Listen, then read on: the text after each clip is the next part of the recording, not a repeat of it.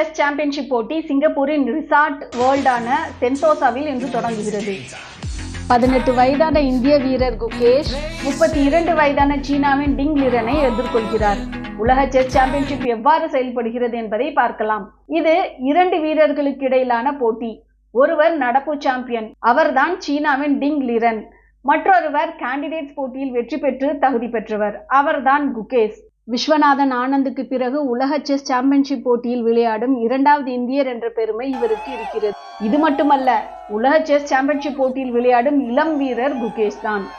உலக chess championship போட்டியானது 14 போட்டி நாட்கள் மற்றும் 4 ஓய்வு நாட்கள் என திட்டமிடப்பட்டுள்ள நிலையில் கிட்டத்தட்ட 3 வாரங்கள் நடைபெறும். அனைத்து விளையாட்டுகளும் இந்திய நேரப்படி பிற்பகல் 2:30 மணிக்கு தொடங்குகிறது.